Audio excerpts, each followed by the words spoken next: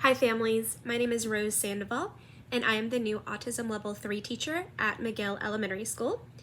I just wanted to make this video to kind of introduce myself to you and to share a little bit of my background in working with kids with disabilities, and then to also go a little bit in detail about our classroom and some of the expectations that we have in our room for our kiddos.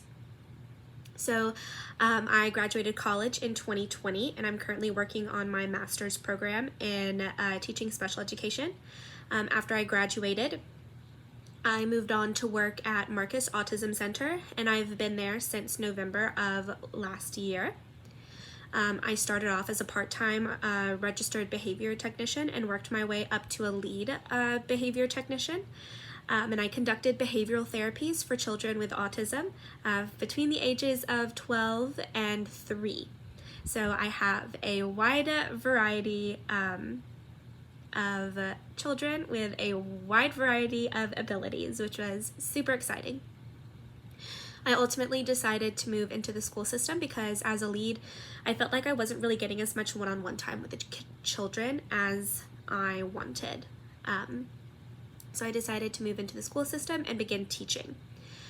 So our classroom is an Autism Level 3 classroom, which means we are one step below the general education curriculum or classroom. We are still on gen ed curriculum, so everything that the children in general education are learning is exactly what we're learning in my classroom. We are on AKS curriculum just like they are. And one of the big differences between a general education classroom and my classroom, besides the size, is the pace at which our children are learning. Sometimes a general education classroom might spend a couple of days to a week on a topic. We might spend a week to maybe a week and a half on a topic, but before moving on, just to ensure that all of our children really understand and grasp the concepts that are being taught at this time. Another difference between a general education classroom and my classroom is this size. So general education classroom can have anywhere from 25 to about 27 students with no para. And in my classroom, we have, at this very moment, we have 12 children and 2 paras, which means we have 12 kids and 3 adults in the classroom at all times. And additionally, in our classroom, there are 3 grade levels instead of 1. So we have 6 kindergartners, 2 first graders, and 4 second graders. And even though we do have that wide variety of skill level and grades in our classroom, we do still work on a combination of group work activity, large group work activity, small group work activity, and individual work activities. I find this is super helpful for our kiddos as they can practice with each other before getting that individual practice that they need. Another thing that we work on in our classroom is affective skills, which is all of those social skills that our kiddos might be lacking. So learning how to interact with peers appropriately, learning how to interact with adults appropriately, learning those emotions, learning how to identify and name our emotions and how to appropriately cope with those emotions as well.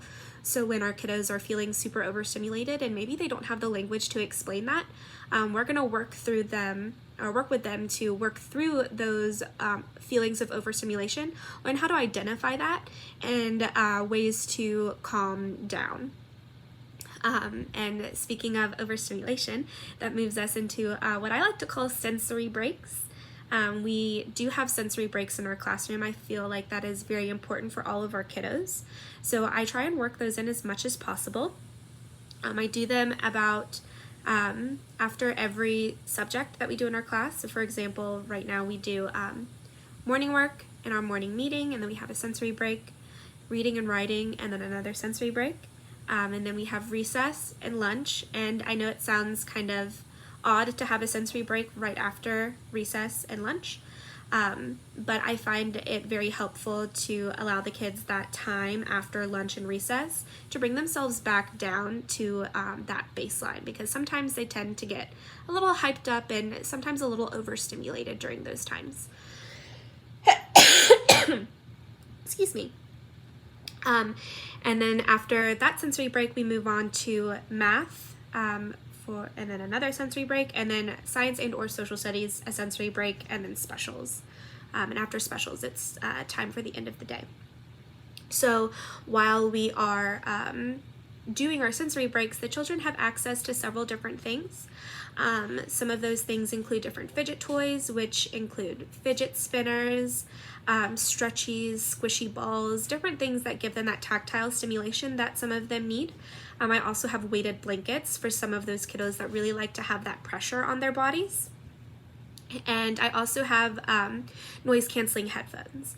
Now, there is an exception to our sensory break. I do allow the kiddos to have things like noise canceling headphones or weighted blankets, and sometimes even a fidget toy if that means that they are able to stay focused and stay on task and continue whatever activity that they are doing.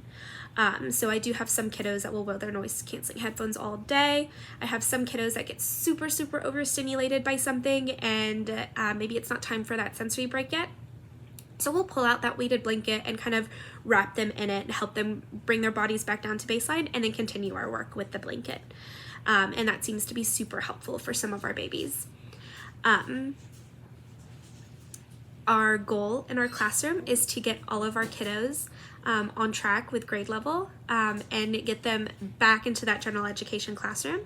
And that looks a little different for every kid. When the time comes, we will have an IEP meeting and the IEP team will discuss grades and how the child is performing in the classroom. And we'll look at some behavioral data as well. And if everything looks well, then we will push that child back into the general education classroom. And we typically start with about half a day or 2 subjects that the child does particularly well in. And that will start that reintroduction into the general education classroom. And we like to do it nice and slow as to not overwhelm the child and to try to avoid any kind of regressions. And so far it's worked fairly well for some of our kiddos. Excuse me. Different ways to contact me include Class Dojo, email, or you can call the school office. I am more than happy to have any kind of meeting with caregivers. We will work out a time and we can have a meeting via Zoom or in person. I will make sure that everybody is connected via Class Dojo, and I will send out my contact information to everyone as well. And I hope everybody has a great day, and if you have any questions or concerns about our classroom or your child, please do not hesitate to reach out, and I would love to chat and get everything figured out. So I hope you have a great day, families.